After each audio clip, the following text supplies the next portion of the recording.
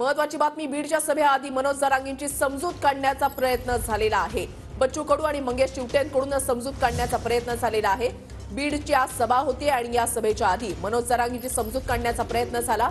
मात्र आपण आपल्या मागण्यांवर ठाम आहोत आणि आपल्याला सरकारने दिलेले 4 शब्द त्याच्यावरच आपल्याला आरक्षण हवं आहे, ही भूमिका जरांगे पाटील यांनी घेतली आणि त्यामुळेच आपण 4 वेळा उठून जाण्याचा प्रयत्न सुद्धा केला असं त्यांच्याकडून सांगण्यात आलेलं आहे। मला असं वाटतं इतरही समाजाचं भलं व्यवस्थित होऊ शकेल, कारण जातीच्या माझं कसं आहे, आता आपण कर्जमाफी केली का नाही केली, पण कर्जमाफी बँकेत जाऊन भेटतच नसेल आणि ते फार किचकट करत असेल तर त्या माफीला काही अर्थ नसते। तसं जातीचा दाखला द्यायचा आहे ना आपल्याला, तर मग त्याच्या सुलभता आली पाहिजे आणि तो सगळ्या समाजासाठी कधी अधिक सुलभ होईल या विचारानं त्यांनी जे काही एकंदरीत विचार ठेवलेला आहे, काही मागण्या ठेवलेल्या आहे, त्या मराठा समाजासाठी पण पोषक आहे। मी तर मराठा समाज म्हणतच नाही, कुंब्यांसाठी महत्त्वाचा आहे, कारण मराठा हा काही जातीवाचक शब्द नाही आहे। मी नेहमी सांगत आलो आणि मीच नाही सांगत तर महात्मा ज्योतिबा फुले सुद्धा हेच म्हणतात। बाबासाहेब आंबेडकरांच्या चरित्रामध्ये सुद्धा मराठा हा काही जातीवाचक शब्द म्हटला नाही, तो समूहवाचक शब्द आहे। तो संपूर्ण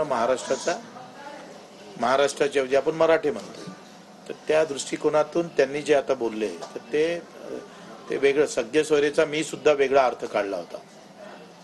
असा अर्थ काढला होता का बा पत्नी आईच्या इकडलं जात हे पोराले लागली पाहिजे, तर त्याच्यात त्यांनी पण तो अर्थाचं स्पष्टीकरण काल आम्ही बोलता बोलता म्हटलं आहे का जाती आईची जात पोराले लागू शकत नाही, त्याच्याऐवजी वडिलाकडचे जातं त्याची मामा असेल मावशी असेल तर त्याला तो कसा संबंधित सगळ्यांना लागू होईल अशा संदर्भात काही दुरुस्त्या एका समाजासाठी होणार नाही, सगळीसाठी होईल।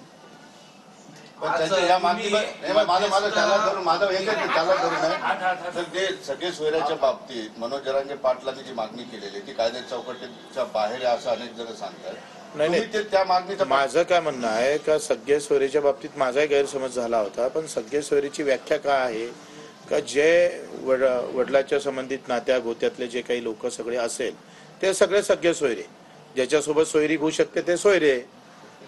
सगळे म्हणजे आपले सगळे वडील असन काका, एक असं करून घ्या का आईची जात एका पोराला लावा आणि बापाची जात एका पोराला लावा, तर एका कुटुंबात 2 जाती तयार होऊ शकतात। तर त्याच्यात जरांगे साहेबांना स्पष्ट म्हटलेलं आहे कालच्या चर्चेमध्ये आम्ही जेव्हा बसलो का आईच्या जातीचा आग्रह नाही आहे।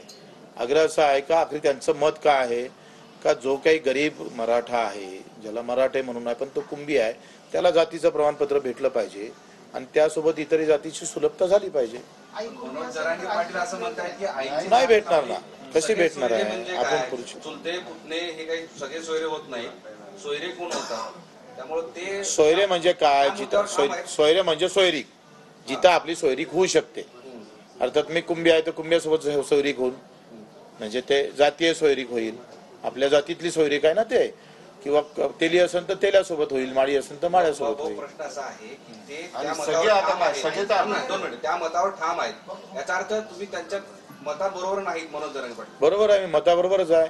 आईची जात लावण्यावर ते आग्रही आहेत ना? नाही नाही,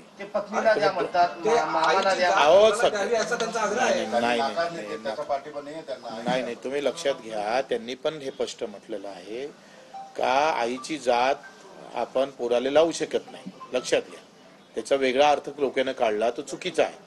त्यांचं सगळे सोयरीचा अर्थ कसा आहे, काका पुतण्या मामा मावशी।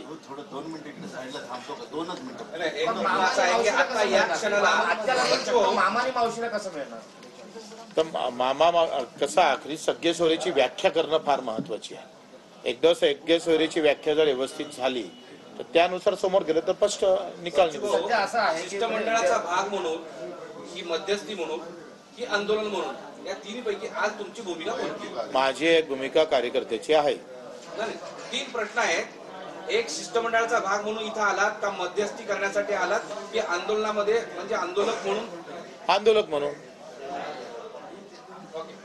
नेमकं म्हणजे मनोज जरांगे पाटील 2दा-3दा उठताना दिसले, त्यांचं म्हणणं काय आहे किंवा काय नेमकं करायला पाहिजे सरकारनं ज्यामुळे हे सगळं थांबलं असेल?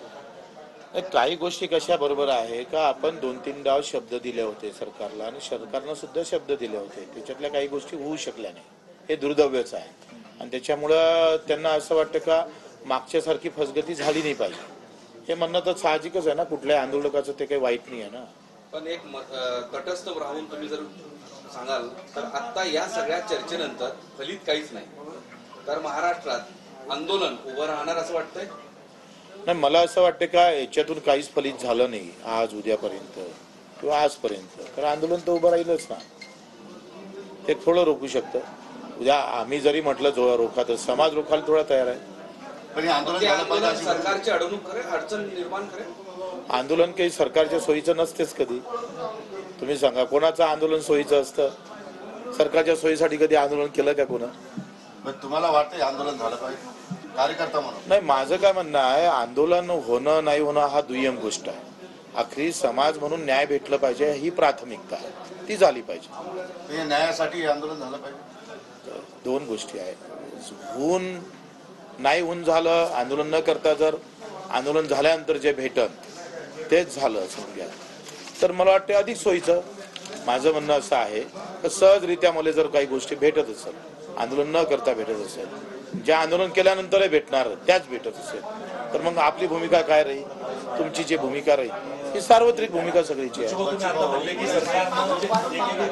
सरकारनं जे काही शब्द पाळले नाही ते दुर्दैव आहे, तर तुम्ही या जे काही शब्द पाळायचे होते या संदर्भात सरकारशी काही बोललात का मुख्यमंत्री? हा, मी तेच म्हटलं आहे का आपण आताही काही शब्द द्यायचे असेल तर 4 याच्यात पहिले पूर्ण मजबूतपणे सगळं विचारून घ्या आणि तसे शब्द देऊ नये. माझं असं मत आहे की शब्द देताना आता आपण असं झालं नाही पाहिजे का आपण शब्द दिला पण ते करू नाही शकलो तर त्याचं समाज मनावर सरकारच्या बाबतीत वाईट हे जाईल, भावना निर्माण होईल आणि त्याच्यातून काही निष्पन्न होतं ते उग्र होईल, जास्त होईल. आखरी आमचं म्हणणं असं आहे का जे शब्द द्या तर ते झाले होत असेल तरच द्यावं. भाऊ, राज्य सरकारने सुद्धा आंदोलनाच्या बाबतीत अलर्टनेस दाखवलेला आहे. पोलिसांची फार मोठी जमवाजमव सरकार करत आहे, नोटिसा दिल्या जात आहेत. याच्याकडे कसं बघताय तुम्ही? या प्रशासकीय बाबी आहे. तर मी एवढे आंदोलन 25 वर्षात केले तर त्या नोटिसा कसं आहे, प्रशासन म्हणून सरकार एक वेगळं आणि प्रशासन एक वेगळं राहतं. उद्या आपण कोणाला विचारतो, SP ला विचारणार तुम्ही काय केलं, हे थांबवायचं आहे तर तुम्ही काय केलं. आधी हा प्रशासकीय बाब आहे आणि निर्णय घेणं हा सरकारची गोष्ट आहे. त्याच्यामुळं यार बोलू दे ना. आज जायचे ना, तर तुम्ही जा ना, तुम्ही बाकीच्या नकाला घेऊन चालले. असं थोडी काय. आंदोलन म्हणून तुम्हाला काय वाटतंय? मराठा आंदोलन म्हणून आलं आहे. मराठा आंदोलन म्हणून तुम्ही सहभागी होत आहे. मला असं वाटतंय का आंदोलन न करता समाजाचे सगळे प्रश्न मिटले पाहिजे. वेळ मांडून दिली पाहिजे, कारण आता सरकार परत वेळ मागतंय. नाही वेळ साहेबांचं फोन आला होता की अजून वेळ पाहिजे. नाही माझं काय मत आहे, आखरी काय जरी झालं तर समाजाचे प्रश्न मिटत असेल तर वेळ काय, आपण तर जीव द्यायला तयार आहे. जर समजा त्याची गॅरंटी सरकारने दिली तर मनोज जरांगे पाटलांनी एखादं पाऊल मागे घ्यावं. तो त्यांचा निर्णय, तो मी नाही निर्णय करत. मी कार्यकर्ता म्हणून आहे.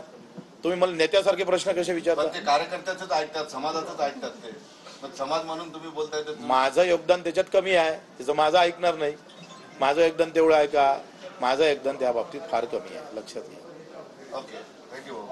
तुम्ही आणखी भेटणार आहात की कसं शेवटची भेट आहे? मी इथंच थांबणार आंदोलक म्हणून. उद्या जर झालं तर इथूनच आंदोलनात बसणार. भाऊ, तुम्ही सरकारच्या प्रतिनिधीमध्ये इथं बसलेले नाही, हे खरंच आहे. दुवा नाही का तुम्ही? तुमच्याकडेच मेसेज येत आहे सर. तुम्ही एक लक्षात घ्या, जर एखादा अमृताचा प्याला आला सरकारनं पाठवला तो काय द्यायचा नसतं का हो?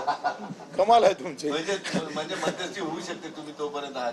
माझं असं मत आहे का आखरी उद्या चांगल्या गोष्टी घडत असेल तर त्याच्यात माझ्यासारखा एक मध्यस्थी म्हणून, कार्यकर्ता म्हणून मध्यस्थीची भूमिका निभावं लागत असेल तर ते निभावले आनंदच वाटेल ना, कोणाला गर्व नाही वाटेल या गोष्टीचा. इथे साधी गोष्ट आहे ना. आता OSD आले होते.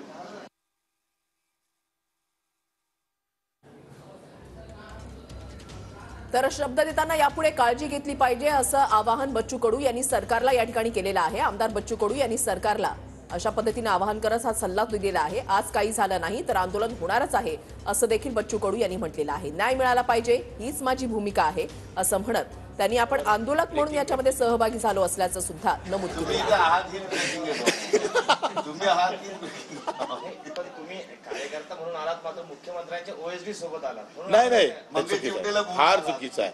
मंगेश चिवटे सकाळी आले. मी आता इथे कार्य कोणी होतं का रे? मी काल रात्री आलो ना बाबा. यांना सांगणार आहो तुम्ही, हे इच्छे इथंच चुना लावतोय मला.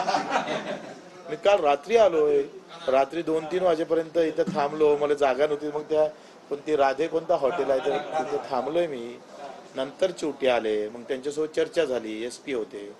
त्यांना आखरी माझं काय मत आहे का चांगला व्यवस्थित सगळं झालं पाहिजे. कुणाला वाटतं एक राज्याचा नागरिक म्हणून माझी भूमिका तुमची भूमिका काय राहणार आहे? सगळ्यांच्या भूमिका राज्याचा नागरिक म्हणून काय राहील? हो, आता मनोज जरांगे पाटलांचे जे मुद्दे तुम्हाला सांगितले ते मुद्दे तुम्ही कुणासमोर पोहोचवणार आहात? कुठपर्यंत जाणार? आपण आता त्यांचा मुख्यमंत्र्यांचा तिकडला फोन आला तर मी बोलन. मी स्वतःहून फोन नाही करणार. माझी भूमिका कार्यकर्त्याची आहे, तर तिकून फोन आला तर बोलन ना मी स्वतः. ते त्यांनी करावं. आता जरांगे साहेबांनी तिकडे सभा करत असताना जर काही गोष्टी चांगल्या घडत असेल, आखरी त्यांचा तो दबाव ते प्रेशर निर्माण झालं आणि सरकारनं जर चांगले निर्णय घेतले तर वेल अँड वेल ना, चांगलंच होईल ना भाऊ. सरकारवर प्रेशर निर्माण झालेलं. आता कोणतं अधिक काय प्रेशर, आता कोणतं प्रेशर अधिक काय करायला पाहिजे? प्रेशर छत्रपतीचाच दावा आहे. आम्ही छत्रपतीचे भक्त आहे. छत्रपतीनं बऱ्याच ठिकाणी शक्ती वापरली नाही, युक्ती वापरली आणि युक्तीतून कधी कधी तर सैन्य न वापरता जिंकलंय युद्ध. असे कित्येक उदाहरण आहे. इथं काय युक्ती असू शकते ते आता आम्ही ठरवू. ते आता तुम्हाला अगोदरच सांगितलं तर मग काय अर्थ होईल? हा, चलो भाऊ, चला थँक्यू. या चहा घेताय. आम्ही जातोय पुन्हा.